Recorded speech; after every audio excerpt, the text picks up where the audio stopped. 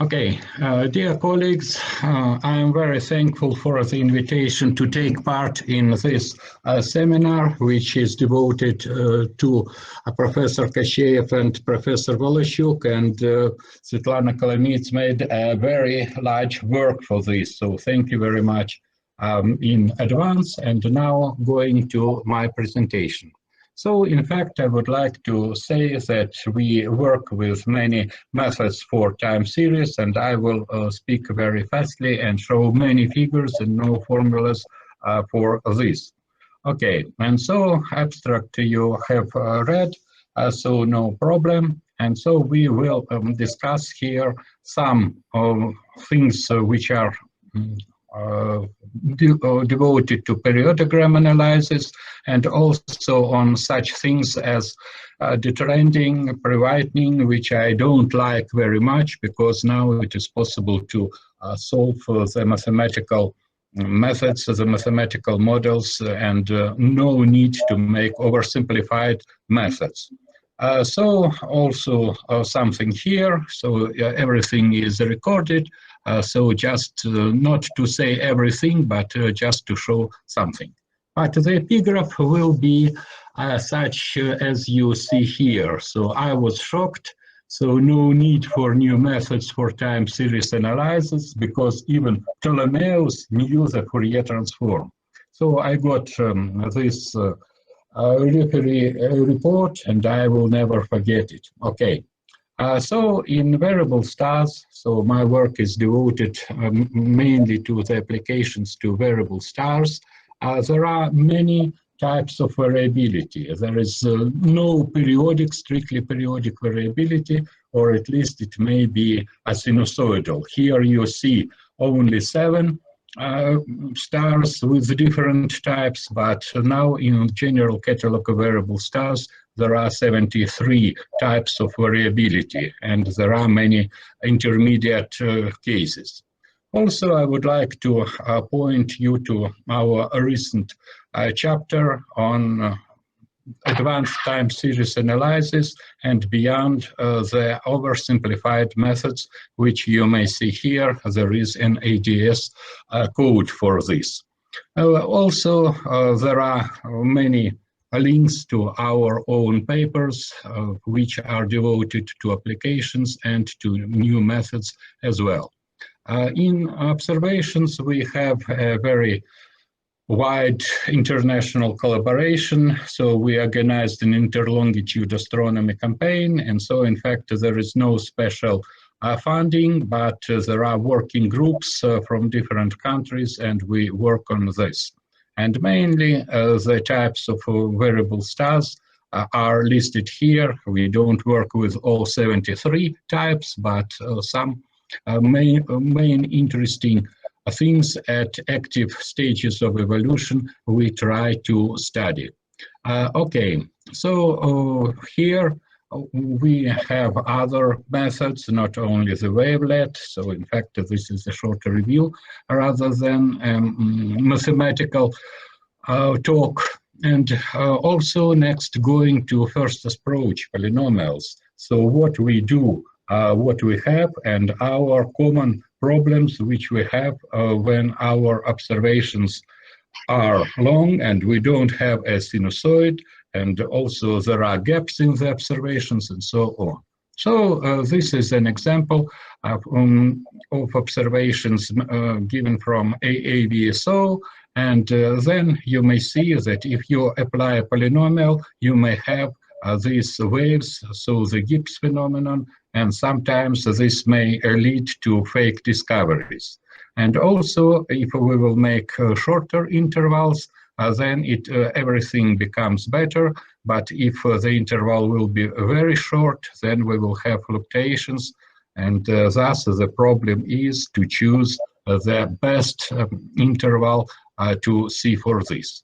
So here we use not only the Fisher criterion to find the best value of the number of parameters, but also we introduce here a mean accuracy of the smoothing curve at the points of observations. And so you may see here, example, the minimum, so most accurate function is at 4. But if we have a longer time series, then you see that there is a flat minimum, and the number of parameters is incredibly large. So here is 13, but sometimes it may be 50. And another thing, as we work with variable stars, we are not interested in constant stars. So we try to look for signal-to-noise ratio. This signal-to-noise ratio is an amplitude one. So for energy, you have to square it. Also, you may choose here the maximum and to have statistically optimal value. Now here you may just see the accuracy of the smoothing curve depending on the number of parameters, and typically it decreases, and then when the number of parameters is larger, it increases again. Now, okay, also many different functions may be used, and so on. And also, of course, what I would like to say about Fourier transform, which is a common one. So since 2 centuries, almost 2 centuries, next year will be 2 centuries after this first work. And everything seems to be okay. We increase the number of parameters, and then no systematic differences increase. But the problem is, when we have the Fourier transform, and many times we see the Fourier transform, discrete Fourier transform, there is a limitation which makes bad things. So, for example, this is a cosine function and or sine function, and so it should go down, but it goes up because there is a length of the observation run. And so then, if we will remove just a mean, a sample mean, then we have the period which is twice smaller than the true one. And so this is the problem. These violet points, they don't exist. So they are repeated from the left curve. And many times we have such a problem. The star doesn't know how many hours we will observe between the clouds. And then we have no justification to use the length of the observations as the main period. Also, this may be another example when we have not an integer number of cycles during the observations. And so there is a jump, and this jump causes false peaks or bias peaks, which have no physical sense, but we see what we see. So we may increase the number of parameters too much, and so this jump will be covered by this. Also, other thing is the fast Fourier transform. So the fast Fourier transform needs 2 integer power points. And so you see here the true curve, a complete curve, and the same curve where a part of points were replaced by a sample mean to make this fast Fourier transform. Okay, also we use this interlongitude astronomy just to show this is the window function. You may just see these bias peaks when the true period is shown with green. And if we have here random numbers, so in this case, these false peaks or bias peaks, they are decreased. So this is why we try to use observations from different longitudes, from Korea, from Europe, from the United States, and so on. Also, it may be very nice to see the method, for example, for determining the minima. And so here we have trigonometric polynomial fit. There is awful fit, which is shown here, and also it has 2 minima, and it is not very good, but it is used, and we may find this and so on. Also, on the observations and the feeds, there may be trends, and also if you will remove trend, you may have false results. Another example, here we have half of a sinusoid, and we make detrending, so remove the line, and so we have here a false wave which is seen here. And you have to use the least squares method just to show, okay, the prediction, the forecast will have large errors, but anyway, you will have a correct period for this example. And so you see here how changes the periodogram.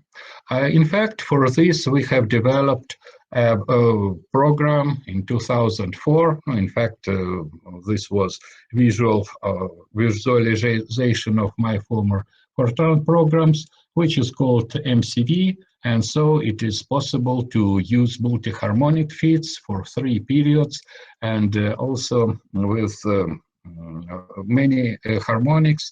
The number may be different for different periods, and also superimposed to the polynomial trend. Also, this is the only program which allows to compute the periodogram using the trend without detrending, so taking it into account simultaneously with all parameters. Now also there is artificial comparison star and so on. So this may be interesting to the community who works on asteroids for making statistically optimal feeds.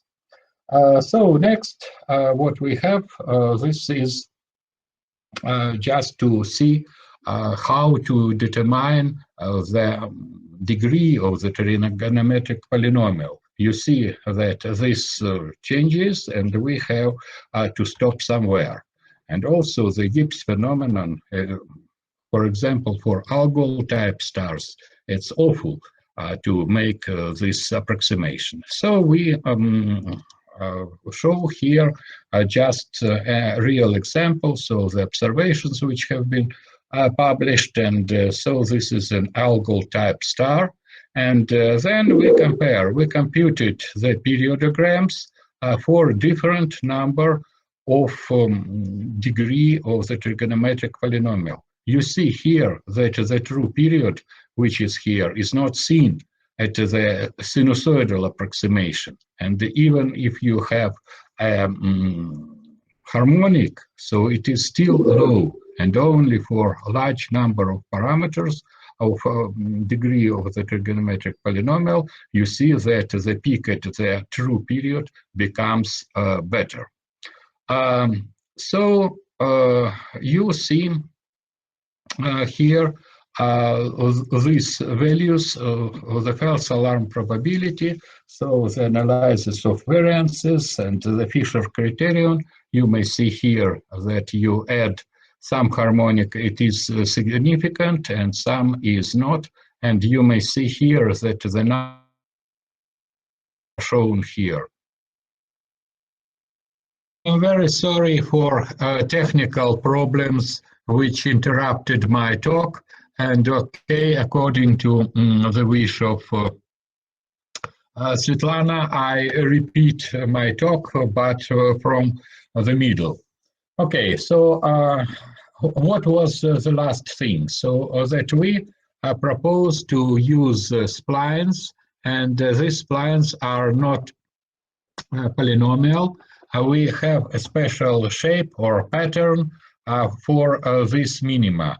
And so in this case, we may determine also the width of the minimum. It is important for eclipsing variables. And also we may see here the wave which corresponds to the ellipticity of the component or both components, and also the reflection effect, the heating of the atmosphere by another star.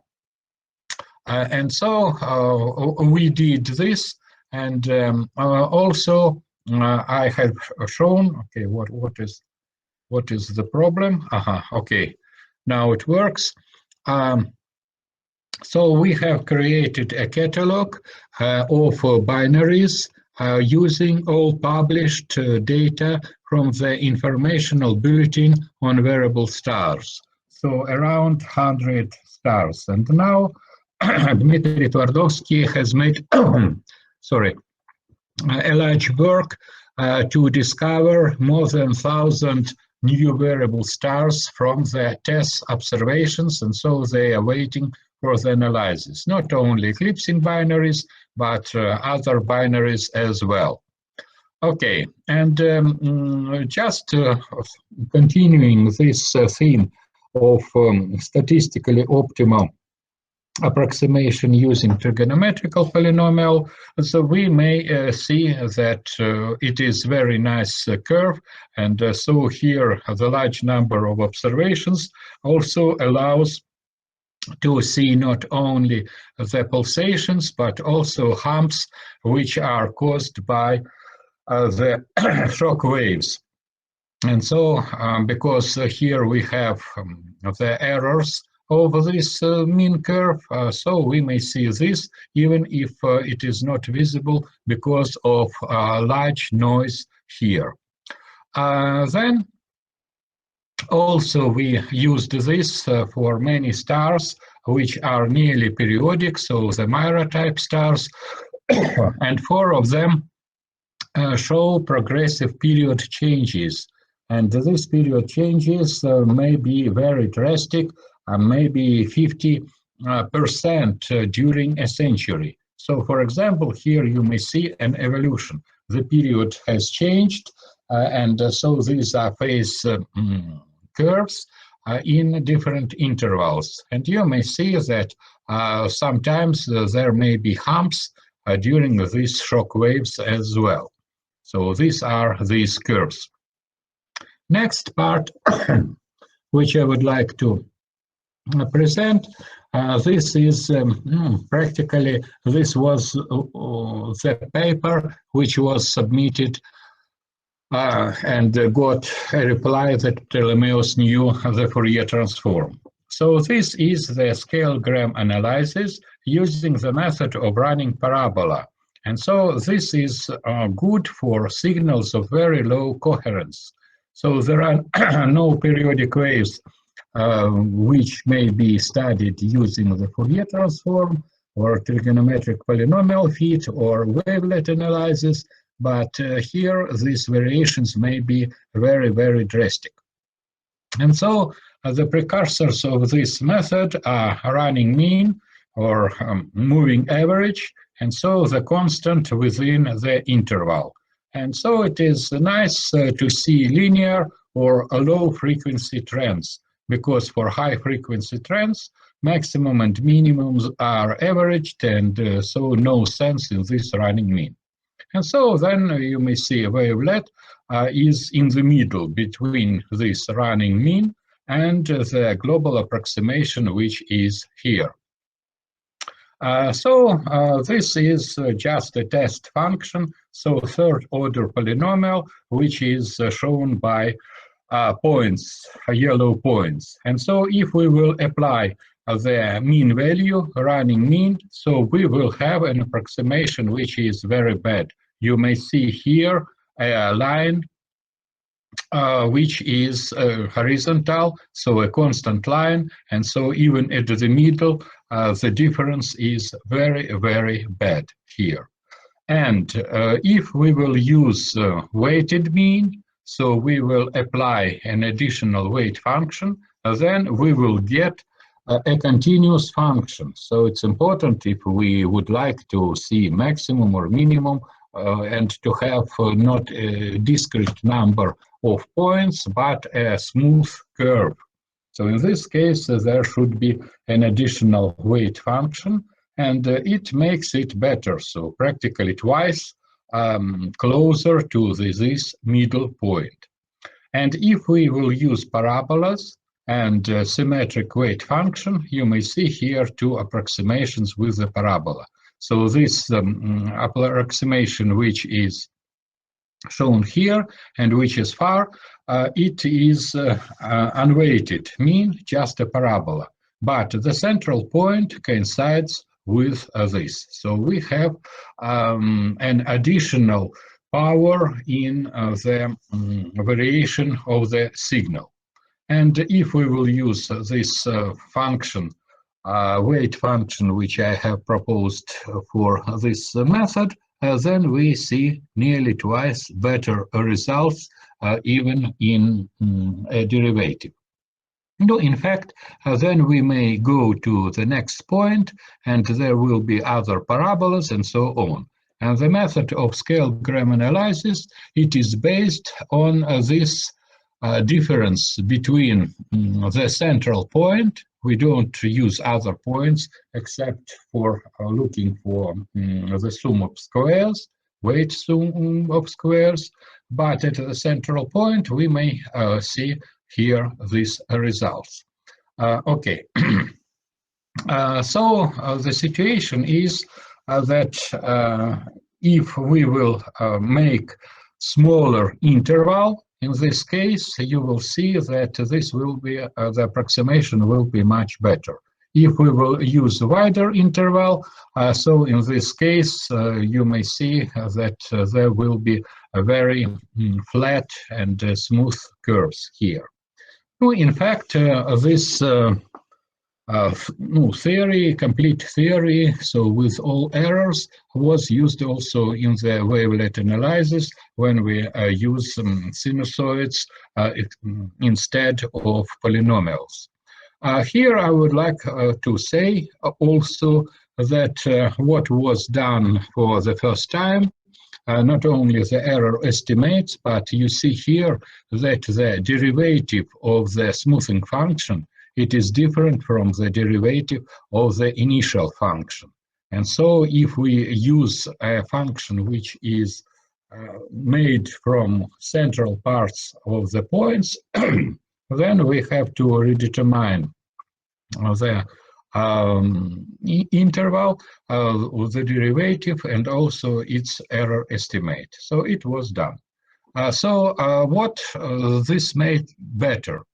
So if we use a running mean or running parabola without weights or a rectangular weight, then if we will move the center, say for 1 millionth part, then 1 point disappears. And so there is a jump. And to prevent such jumps, we use a function, and this function is not a Gaussian as is used in the Morley wavelet. So this is a very old paper which I show here, so it is translated into English, but there is also a Russian version, original Russian version, and I am proud that I even have seen a reference in one of the PhD theses on cardiology, medicine.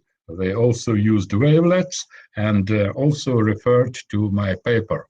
And also you see here that this paper is in the list of Russian language publications on wavelets and their applications. Okay, I am here the first because of the alphabet, but anyway, it is pleasant to see in this list. Okay.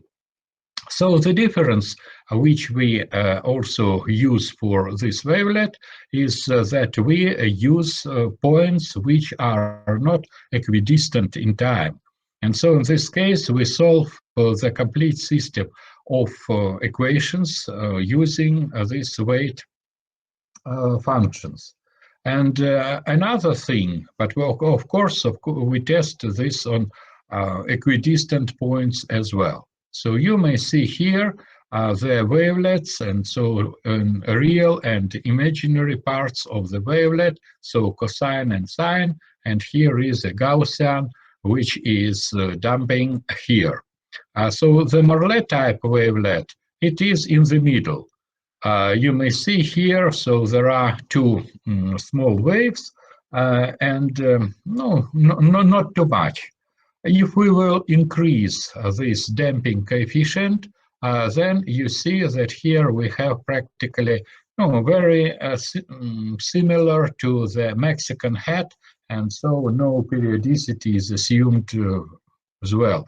In fact, there is no need in this, because if we will use the Maclaurin expansion to the power series, so sines and cosines, they will become parabolas.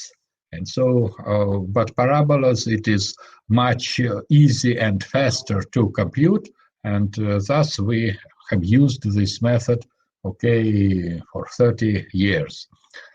So the first version was also published in Kinematics and Physics of Celestial Bodies, and then in Astronomy and Astrophysics after a few years of experience and improvements. But you may also decrease this coefficient, and then you will take into account more periodic waves, and this is better for more coherent signal. No, in fact, we have to choose this coefficient, and this may be adaptive for the data to get the best result. Also, we may see here R is the autocorrelation function of this fit, you may see, and also it is different for different constants of C. And also I would like to say that this crossing of zero by the autocorrelation function, so it is important, and it may be seen if we have a short series, small number, then instead of the exponent there may be crossings of the zero. Okay, here are examples of some approximations which are seen here. This is just to show figures, not the formulas, and to refer to the paper. Okay, so the wavelets are very nice to see the mountains and the skeleton and so on, and there are some typical problems. The problems are that if we will use the amplitude of the wavelet, so this amplitude of the wavelet, as seen at the bottom right figure, it goes to infinity with an increasing period. So any parabolic shape or residual parabolic shape will increase to infinity proportionally to the first or second power, depending on the phase of this. So amplitude means nothing. So we will choose the maximum amplitude when we have no observations or the periods are very, very long. So we will not see this part. Another situation is that we may use the ratio. So this is the signal to noise ratio, and in this case, these peaks at the infinity, they are small. So you may see here on the mean values. So there are some test functions. So we may choose these test functions, and then you see that for the periodogram-like test function, there is an increase towards short periods. So we have small points, and then the quality of the fit increases. Okay, if we have 3 points, we ever may have a sinusoid with a fixed period. Or if we would like to find a period, we need at least 4 points. And so this is the statistical increase. So again, if we will use very short periods, then we may have bad results. So in our program, we use the maximum which corresponds to this maximum of the test function S. Now in Excel, in electronic tables, it is called R square. So the square of the correlation coefficient between the observations and the signal. And then we determine the maximum of WWZ test function, which is shifted. It is shifted by a few percent depending on this damping time, but it is possible to convert this back. Now, here are examples for real stars. So here, irregular data. You may see at the bottom the system which shows switches between two periods, which are at the bottom. There are not straight lines, horizontal lines, but there are abrupt switches between them, and you may see here. Because of nonlinear oscillations, it may be seen in some stars. Also, another object which we see here, and there is an interesting situation.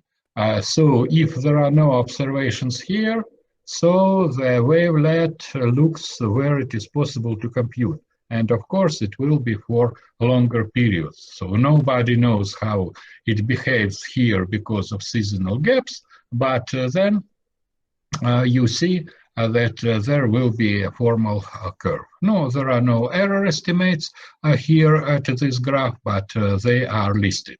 No, so this was another program made by another student, and also we see here no wavelet map in the gaps. And you may see that obviously there is no sense to use discrete wavelet, discrete Fourier transform or fast Fourier transform because of these gaps. So you may see here these gaps and also the curve and also the skeleton for the wavelet. Here at right and bottom there are cross sections with this cross to see how it behaves, so it is possible to point with the mouse and to see local peaks and so on. Okay, and I'm very proud that one of my wavelets, so it was included in the Rosat calendar, despite the observations were from Chandra, but okay, it was in 2006, so it was also this nice wavelet, but again, no time to speak too much for this. In fact, so for periodogram analysis here, you may see a lot of peaks, so bias peaks, because of the changing of the period. So this is why we try to make an international program and to observe at different longitudes. In this case, these fells or bias peaks, they decrease. Also, I would like to introduce the program written by Katerina Andrich, and so it includes 21 functions of 11 types to determine statistically optical parameters of the minima or maxima. So they are split into symmetrical curves for exoplanets as in this figure, or eclipsing binaries, and asymmetric for pulsating binaries. So you may see here there are two parameters, nonlinear parameters, and then you may determine the borders here, and then the asymptotic parabola fit is splitted. So the interval is split into three parts, so this is also some kind of spline with different order. And here the error estimates, 1 sigma errors are shown in both directions. Again, this is an exoplanet transit, and so there were a few functions for the bottom, and here there is an addition. We called this a wall-supported line. So there is some line to the bottom, and here we have some special shape or pattern to see how it goes at the ascending or descending branch. And here you may see a list of methods which are used here. So not all the methods are ours, only half of them, but also this is all in one, not to use different programs, but just to show. We may use this manually or automatically. So we may just define methods which we would like to use, and then the program will define the best method for the error.